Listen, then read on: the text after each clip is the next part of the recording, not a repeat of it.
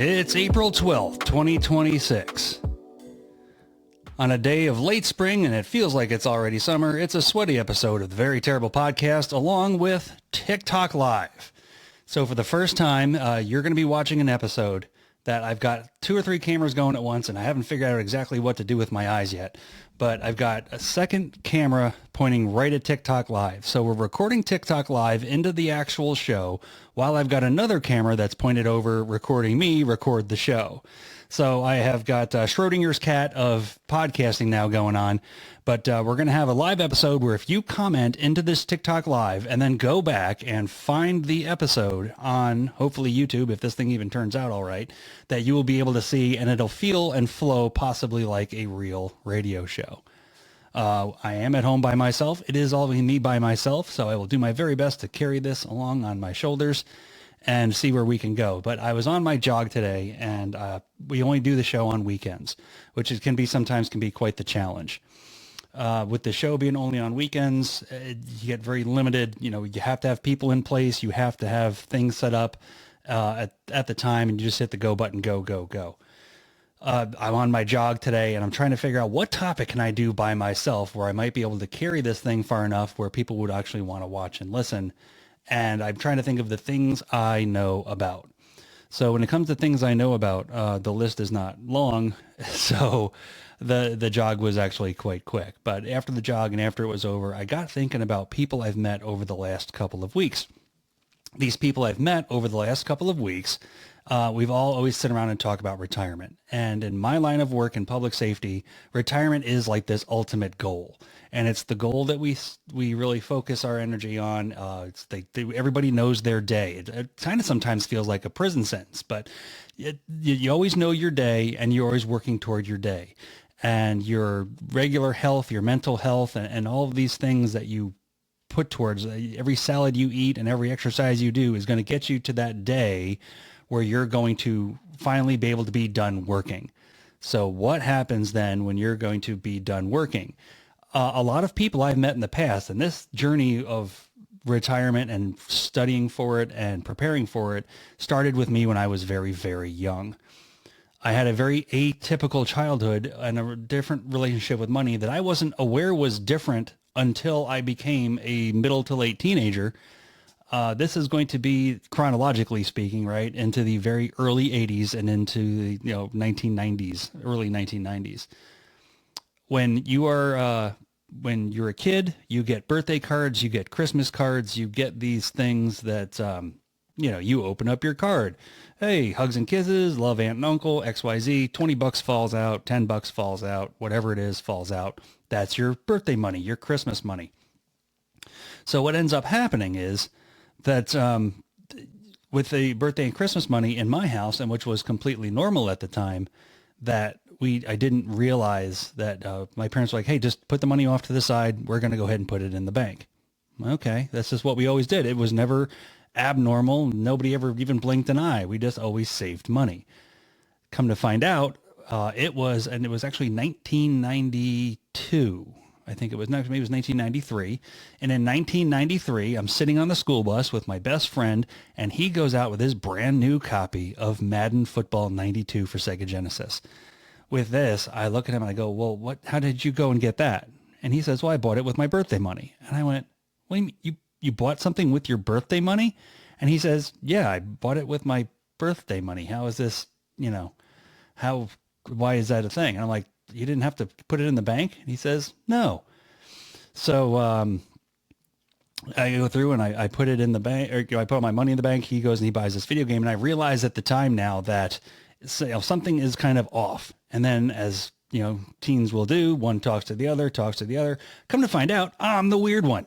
I'm the one that doesn't make sense because all of my money has been put off to the side. Now I turned 16 years old, and then I eventually am going to go through and I received my first set of mutual funds. And that was huge, right? So there was a few $1,000s over all these years that were compiled up and put to the side. Now I have my first set of mutual funds, and I begin my investment journey. And I've always been talked to about retirement. So this machine has always been going the whole way through. And, later on and in different episodes, I'll go through and we'll talk about how to treat money, or how I treat money versus how other people treat money, and how you use it as a tool in your own life. So I eventually you come up to this whole thing where you get your first job and you learn how to pay taxes and you learn how to save, and you're always saving and you're always trying to work for the day that you don't have to work. And that's always what retirement has been. Fast forward now into public safety, and I am in a job where I'm at now, where I started in 2009.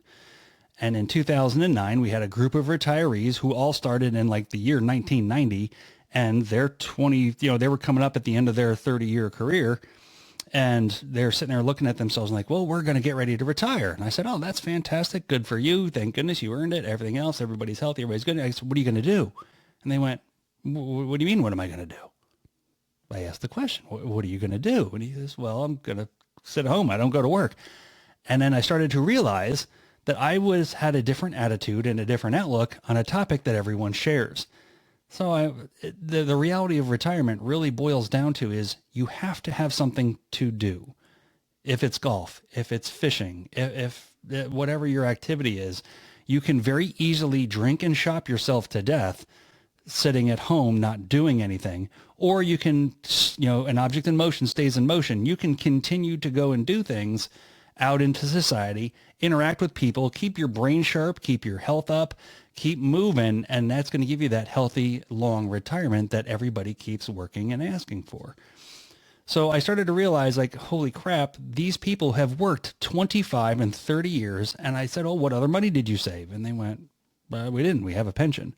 And in my line of work, I have a pension, which is fantastic. However, that's not, cannot be the only stream of income for you in the world that we live in nowadays. So there's an entire couple of generations worth of retirees right now that are going to be living paycheck to paycheck because they didn't have that foreseeability, or nobody ever sat down and told them that you are going to have bills and inflation's going to take over, and the gallon of milk that you bought for 75 cents in 1990 is now going to be $4 in 2026. You can only, forecast so much with one income stream. Having that in place, I started really interacting with people and starting to challenge them and ask them questions, and the same questions that you should absolutely ask yourself. When it comes to retirement, what is it that you want your retirement to be like? And the reason that we ask it is this. Take something like cooking Thanksgiving dinner. When you cook Thanksgiving dinner, how do you do it? Thanksgiving's a very challenging meal, right? Everybody's coming over to the house. Everybody's going to show up. But you've got turkey and stuffing and green bean casserole and all kinds of different things that are going on, plus appetizers, plus party favors, plus everything else.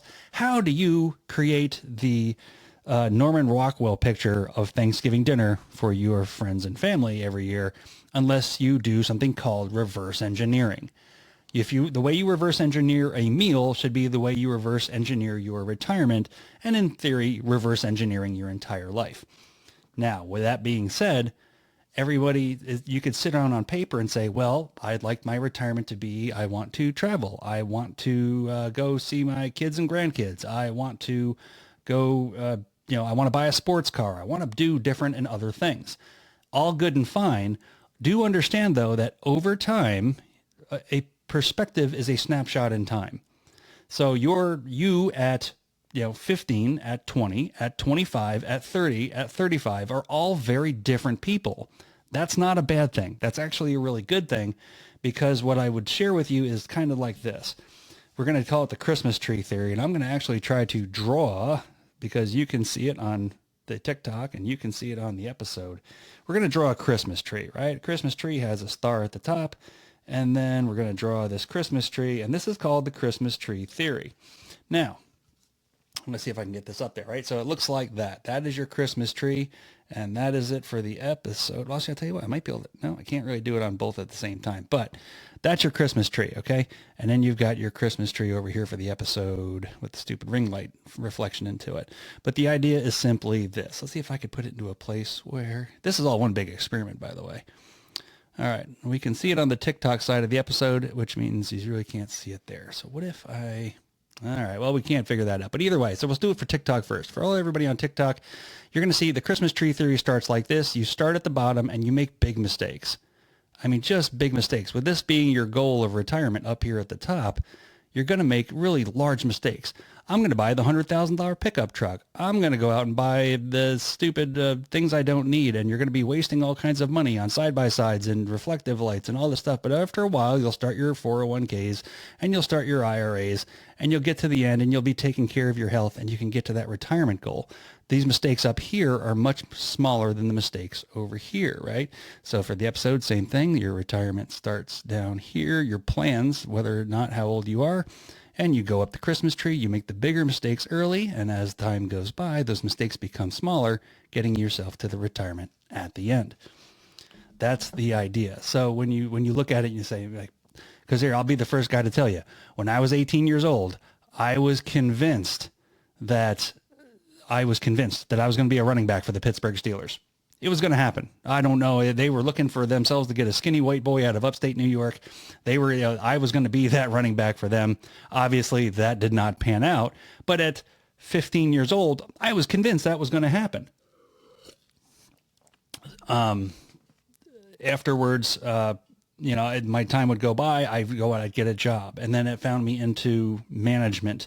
And then after management, I found myself, getting into different leadership schools and leadership techniques and things of that nature. So which ended up, kind of curtailing and customizing my long-term plans. However, it's still a good thing. So you start early and you have a vision and a goal. So just like we're going to reverse engineer Thanksgiving dinner, just like we're going to reverse engineer our retirement, we will go through and say, okay, I want to travel to Italy. Say you want to take a trip to Italy. That'd be a great thing, right? A trip to Italy in 2026 costs how many dollars? I can't even imagine. We're going to ballpark $15,000, $20,000 for an inclusive trip to Italy, right? Well, that's in 2026 dollars. When you go to take this trip in 2045, understand that trip is going to be more expensive. So you're going to have to save extra, invest longer over time, and different ways of saving to get you to that goal.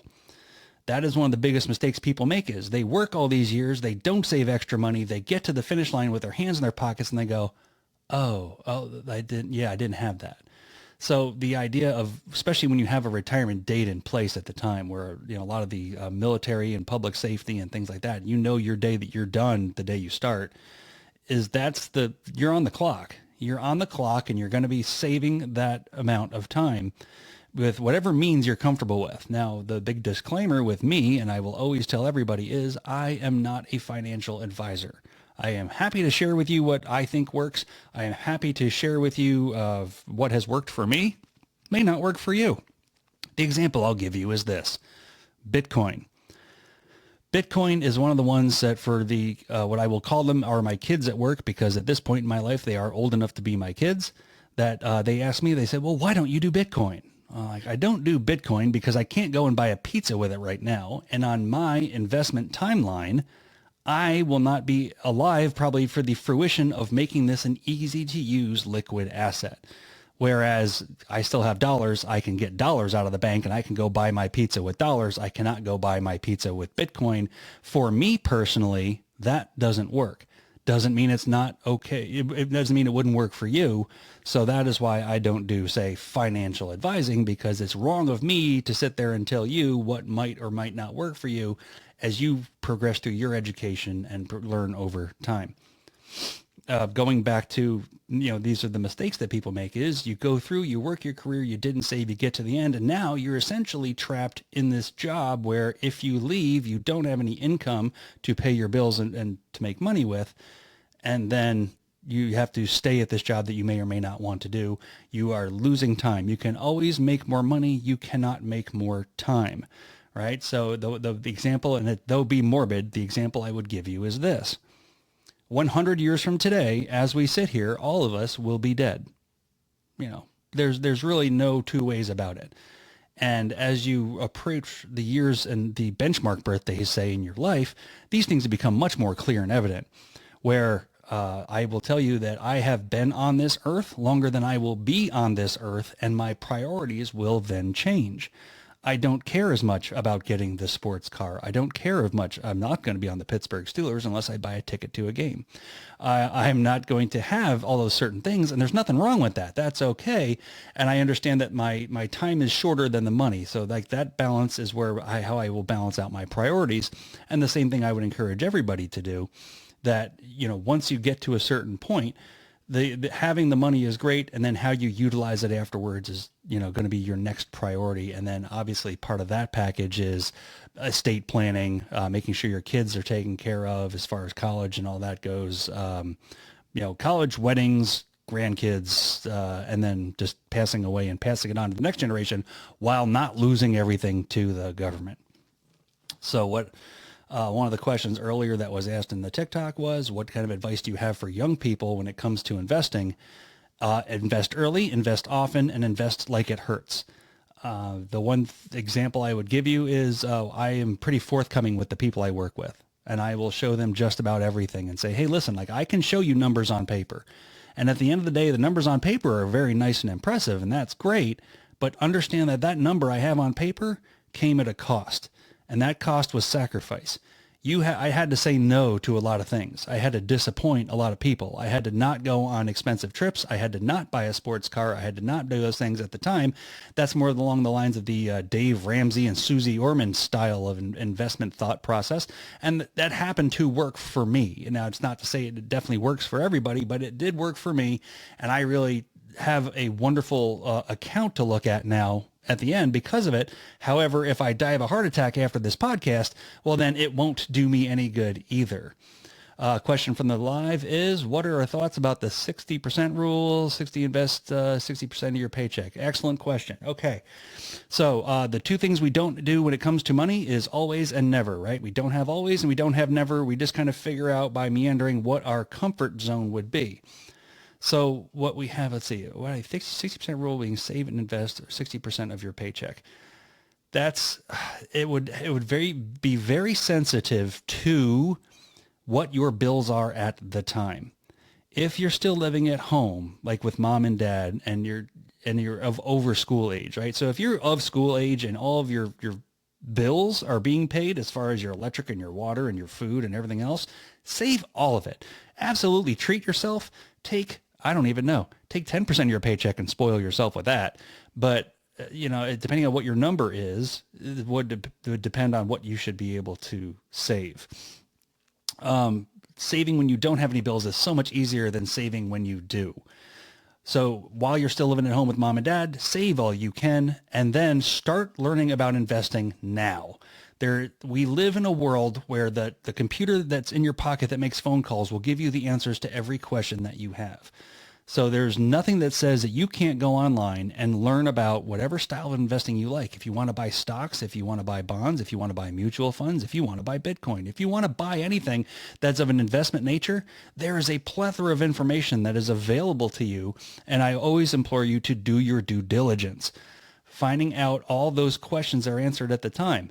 You will get to a point where, and saving usually hurts, and that is a-okay. Saving when it hurts, especially when you're young, you won't even remember it when you get older on, because once you eventually move out and get out on your own, the bills will come. They will come immediately, they will come often, and they do not stop. And your lifestyle will then kind of be morphed around, the money going out first and then you having what's left afterwards. So depending now on whatever your job is, right? So you take my job, for example, where I work in public safety. I have a mandatory 10% contribution that comes out of my check, every single paycheck, that automatically goes off into my pension. I don't have a choice. I don't even see it. It exists, but I don't miss it because it has never come into my pocket. That is huge.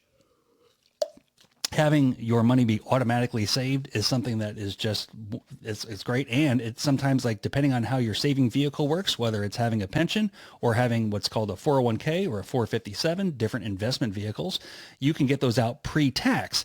So your paycheck taxes will go down while you're also saving money at the time. That's a 2-for-1. So when you live, there's only two things you're going to do. You're going to die and you're going to pay taxes. Those are the two things you're going to do. Now, after that, you're going to have automatic savings. That goes out, that goes off to the side. giving you then, now we got to go back to rent, cars, utilities.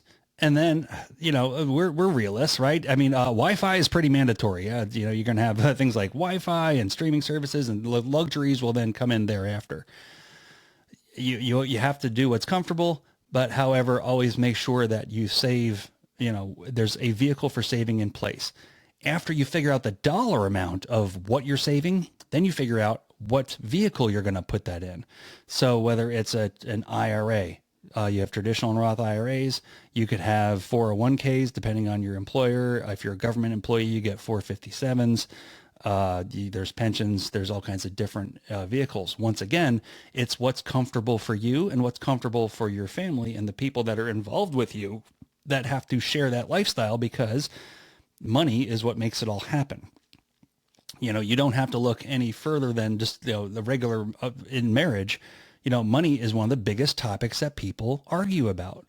They always argue about money, and the way to alleviate all of those things is you sit down and you make a family budget. And even if something is making a family budget is fairly simple, people don't normally do it, and it's really quite perplexing. But you have bills that are going to go out every day, and if you have you and your spouse, and you guys make different levels of income, say one makes a high number and one makes a low number. Someone's a upper management in Walmart and someone just started last week stocking shelves in the same company, very different pay scales. How do you balance those two different pay scales into retirement? Or I'm sorry, not into retirement, into paying your bills into a family budget. By doing that, what we had figured out on our end, because when I met my wife, we were already both adults. We already had our savings already in place. We figured out if you take your budget and divide it by percentage of income, you will then have what's called split fare, right? For example, my wife, when we met, was making significantly more money than I was, and we were trying to split the bills 50-50 because that's what they tell you, 50-50, it's fair. Come to find out, I am just scrapping to make ends meet, and she has a lot of extra liquid cash, and that builds into different animals of discussions and arguments and things like that came afterwards. Now we figured out, like even now, for example, say we have like a 60-40 split where I make 60, she makes 40. We look at the bills, I pay 60%, she pays 40%. That is proportionately fair mathematically. Now there's no arguments, and that's just pays the bills. After that, the money is quite separate. So that way, when Amazon shows up every single day, I can't say a word. The bills have been paid appropriately to the split that we agreed upon, and then you go ahead through and you can do whatever you want with your money afterwards. And that's where I enjoy saving. That's where I enjoy putting more money away into different retirement vehicles and really building those accounts. So when I get to my day, I can stand at that finish line and go, I don't have to stay here if I don't want to. And I've also had those dreams of what I want my retirement to be like for years and years and years. And I have been slowly, kind of coming to the reverse engineering that math the whole way. And I'm going to tell you, it's absolutely surreal when you see the finish line coming and you realize how close it is, that all these dreams, all these visions, all these sacrifices that we've made over time are now coming to fruition. And I got to tell you, it's freaky in a good way. It's almost like it's nerve wracking. And the one thing I've noticed by helping a lot of my peers retire in, say, the last 6 months to a year, the one common denominator they had is when it came to the day to sign their name on the paper, they all said they were incredibly nervous. And that was something that was eye-opening, because I thought it was just me. As this day gets closer and closer and closer, it's quite nerve-wracking to sit there and think, oh, I've saved my entire life. I've worked my entire life. I've done it. Now it's going to be time to go. And now I have to sign this paper. And you're like, oh man, I actually have to do this. So there's really something to that, is that job you've been complaining and bitching about the whole time is now that was your safety blanket. And now all of a sudden you're going to give that safety blanket up for that plan that you made many, many years ago.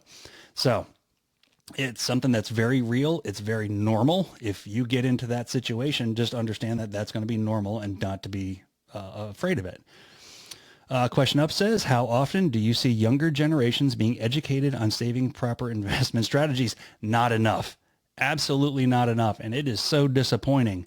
And obviously I've only seen the grade schools of the last, say, 10, 15 years. But when I was a kid, right, when I was a young man, is that we had home ec.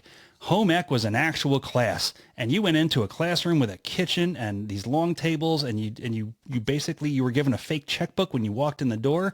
They taught you how to budget. They taught you how to use money, how to pay bills, how to bake a cake, how to, everything. They taught you how to do it. Those were the life skills at the time. Now, granted, the world was a very different place back in the late 80s and early 90s. You didn't have cell phones. You didn't have the internet. There was no distractions. So literally when you went home and you learned how to balance a checkbook, that was the only way to see how much money you had in the bank. You would get a letter in the mail at the end of the month that would say, hey, listen, you have this much in your bank account, and you would go to your checkbook and you would balance that amount out. And that's the only way you knew. Now you could sit there and get on your phone 7-8 times a day and see exactly where your money's going in, money's going out. You've got different payment methods. All these things didn't exist. Even now, today's generation isn't talked about. And in all fairness, even in my generation, it wasn't talked about very much. And that's why I always thought like I knew I was different, because we did talk about it. And, none of us were experts, but man, you can, if you're a good guesser and you have, if you're willing to put in the work over long periods of time, there is not a money chart that you can't find me that doesn't go up over time. And that's the thing that I always like to tell people is, we went through, I went through the dot-com bubble. You've got the 2008 crash, you've got COVID, you've got hurricanes, you've got these major catastrophes. The markets go up, the markets go down, political, geopolitical topics that happen. And at the end of the day, if it's methodical and it's just investing over time, regardless of what's going on, that is where the success lies. So just to sit there and say there's not a magic button per se, but it's just a matter of putting your nose to the grindstone, leaving it there, understand it hurts. And the more it hurts over the longest periods of time is where you're going to start finding yourself at a different level than your peers and people around you. One thing I enjoy doing is I can go to a different corner of my city where all the rich people live, and I can go into the nicer neighborhoods, and you see the mansions and you see the yachts, and you start to understand that these are not people that work 9 to 5. These are not people that live paycheck to paycheck. What did they do? And I got to tell you, man, one of the things I'd love to do is go knock on that door to door and sit there and have these interviews and just go, talk to me about how you treat money. Talk to me how you feel about it. Talk to me about what your history was.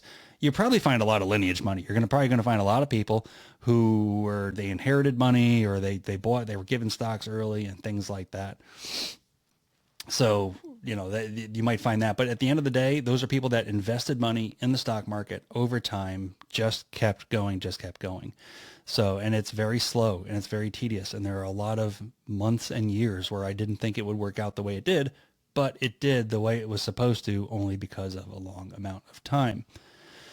What is my dream? Oh, so you mentioned your dream retirement early. What is it? Well, you're looking at it. For a dying industry of radio, with a nose that looks like mine, I shouldn't be on TV. So I've always wanted to be in radio, and this is looking like as close as it's going to get. We've had a lot of local radio stations are being bought up and consolidated, and different investment companies are coming into town and kind of taking away radio. But at the end of the day, if I work my regular job and I have a regular income, I will be able to live this dream of being on radio that I've had since I was very, very young. As a, young Jason sat down with a cassette recorder boombox, clicking the record and play button together to record on a cassette tape, me doing intros to songs and then playing the songs and putting it on a cassette tape and having my own reels. That was what we did back then, and that's always what I have enjoyed doing. So this is it. This might be it. I might just keep showing up to work, and if I don't show up to work, I've got to go find something else to do. But the one piece of advice going back to the younger generation that I would give is do what you love.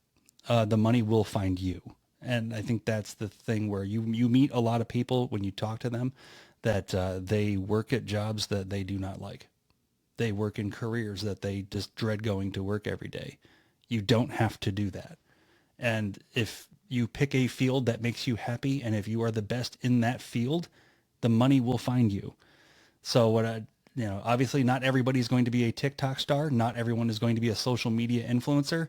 But at the very end of the day, if the simplest of things too. We were discussing last night how the trades really should start making a comeback at any point. The trades are electrician, plumber, carpenter, things like that. Hands-on people doing actual work that benefit your everyday life.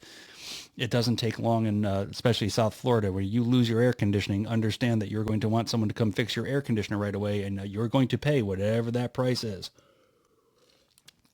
So that's another piece of advice I would just say. If you do what you love, you'll never work a day in your life, and that is absolutely true. And there's going to come a day where you may not love it anymore. And if you've saved your money and you've done your due diligence, then you can leave, and it'll be just okay. So that was one of the biggest things we saw, is that people didn't have a vision of what they wanted their retirement to be. They would just, I'm going to keep showing up to work, and someday I'm not going to show up to work. Well, that's just fantastic, but that's not really how that all needs to be. You need to have a plan that goes into it ahead of time. You want to be healthy. You want to be happy. It's those. You can have a day out and drinking with the guys and gals every once in a while, but if you do it every day, you're not going to have a long and fruitful life. If you want to go out and enjoy Hooters wings and a cheeseburger, you can definitely do that once in a while. But if you don't eat a salad once in a while, your chances are you're not going to be living a long and healthy life. So everything would be about balance, making sure you have balance in your plans, balance in your visions, and balance over time. So yeah, I think we covered most of it, right? It was not having a plan. It was not getting that education that what we have, and we don't have an excuse for education anymore. So we don't have that excuse of saying, "Oh, I just didn't know." You literally have a computer in your pocket that makes phone calls. There's no reason why you shouldn't know that. Let's see. Updates on the death pool. No, the celebrities are living quite a long night. We had the year was off to a quick start with 3 deaths right off the bat. And right now I think Dave's up 2-1 on me, and then Bella doesn't have any points yet. So we're going to keep our eyes open for the more celebrity deaths, between Tiger Woods driving around, Britney Spears driving around, and everything else. Once we had James Van Der Beek pass away, everybody lost their minds. Oh, let's see. I think that's basically it. So that was our real quick topic of the day as far as retirement planning, the starting and reverse engineering your vision and goals over time. Understand that you want to know what it is you want to do. If you haven't figured that out yet, put some time, put some thought into it. So, what do we got here? Fox or Ice Agent says, any illegals here? No, my dog is a Chihuahua, but he is a citizen. $1,000 per arrest. Gosh, I do love that. Okay, so, yep, no, my Chihuahua is safe. I will not be getting $1,000 for my Chihuahua. Yeah, so that's the retirement in a nutshell. Always going in and having a plan. It's not just a date on paper. It's a process. Also, one more thing that I would add to that is also making sure that your bills are paid, right? You talked about the podcast. What have been the ups and downs? The ups and downs is I didn't know what I was doing. So same thing. I had a vision. I had a vision of having, well, I don't really have a home studio. We call it the Barn Door Studios, but to have an ability to go to a radio station over time, to do this podcast, to make it a product that someone in radio would find and listen to and like and say, you know what, I could use him at my station, and they'd reach out and find me. That's all we're doing is we're just actually fishing right now for that one viewer, that one fan, that one person who works in radio that says, you know what, I can use that guy. But yeah. So in the long term, save early, saved often, save till it hurts, pay off all your bills and everything. And when that day comes, obviously you want to have all the big stuff paid off. You don't want to have a mortgage. You'd like to have all your vehicles paid off, have enough money on hand to get like the next retirement vehicle once you're already gone, also paid off before you go and retire. Getting those big things in place. Health insurance is another one. Have a way to pay for health insurance. That's going to be just a monster. A lot of people don't have the ability or know how much even healthcare costs.